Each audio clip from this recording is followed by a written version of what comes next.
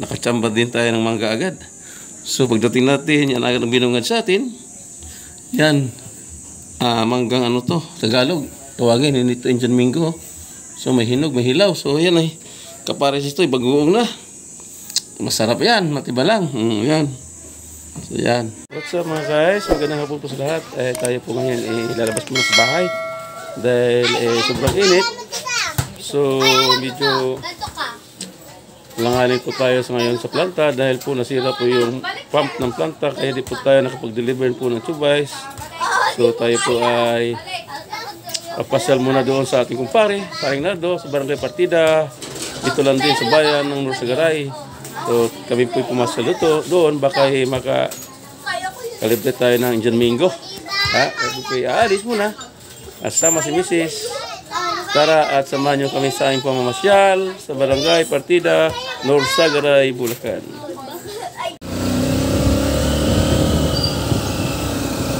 Huwag patagilid.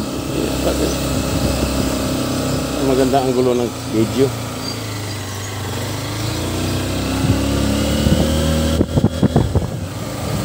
Dito sa isip. Ito kaya. Pero kinibilan.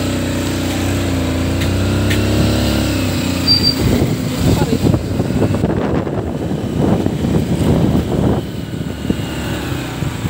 Ito pa rin sa isip. Kailangan po naman.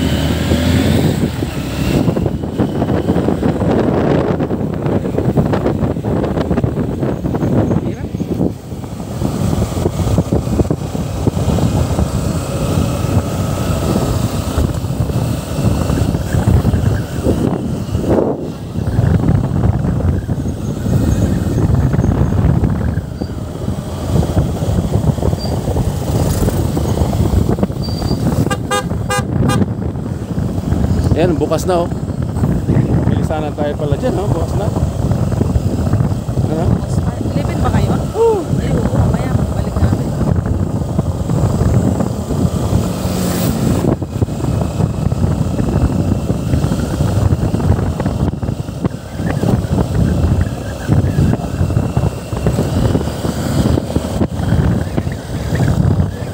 Kaya, lugar namin. Punta kami sa kabilang barangay Partida.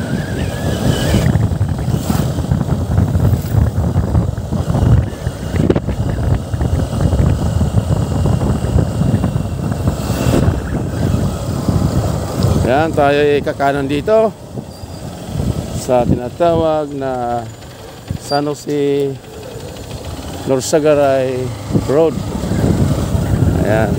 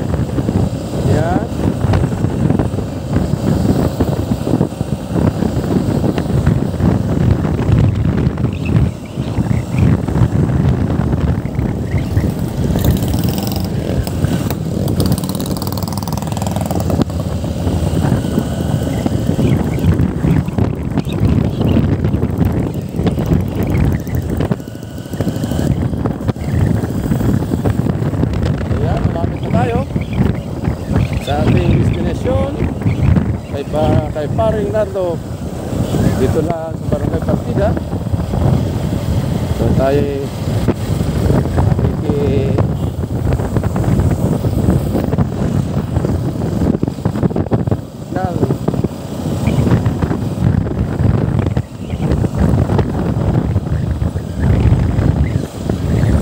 malapit na tayo, kakaliwa dito.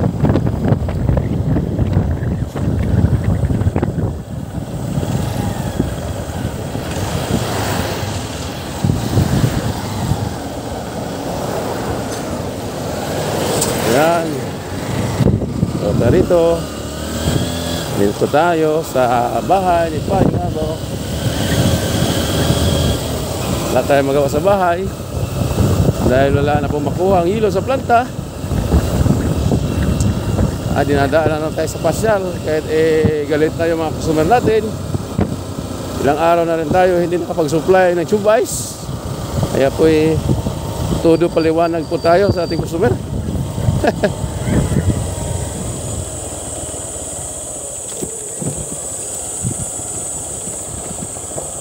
So yan, nandito na tayo.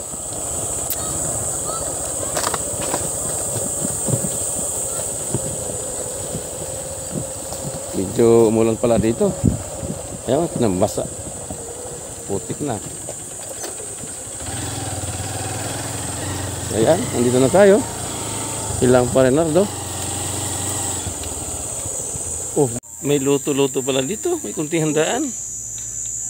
So ayan, nandito na kami Paring Nardo. Ayan. Si inanak lumalabas. Ayan si Paring Nardo. Tumayo. So yan kanilang bahay. Napaka-fresh kong lugar dito. So yan kita mo yung mga puno ng mangga. Kita mo yung mga bunga oh. Ayan. So kaya kami pumunta rito. Baka makalibre na Insan Mingo. So yan. So doon sa amin sobrang init. Kaya kami lumalabas. So yan ang bagong itinayo ng aking kumparing bahay. So, malapit na po matapos. Yan, si Paring Nardo. Yan. So malaki ito pag natapos na. So may bubong na. So pwede nang tambayan. O yan, dito na sila nakahiga. Ngayon. So napaka-fresh ng lugar dito. Kaya po tayo lumabas ng bahay dahil sa aming lugar napakainit. Dito maraming puno sa paligid, kaya po tayo dito pumunta at dito tayo magpahapon o magpagabi dahil nga po sobrang hirap sa planta. So sabayan pa pong nasira, kaya po tayo wala makuha ang hilo, kaya po kami dinadaanan lang namin sa pasyal. So yan, dito sa Paring Nardo sa aking likod. Yan. So yan ang kanilang bagong itinayong bahay. Malapit na pong matapos. Yan mga ka-ice. So yan, maraming puno sa paligid. Kaya po napaka-fresh ng lugar na ito. Nakachamba din tayo ng mangga agad. So pagdating natin, yan agad ang binungad sa atin. Yan. Manggang ano to, Tagalog. Tawagin, ito Insan Mingo. So may hinog, may hilaw. So yan ay kapares ito, bagoong na. Masarap yan, matiba lang. Yan. So yan, pabungad sa amin ni Paring Nardo, mangga agad.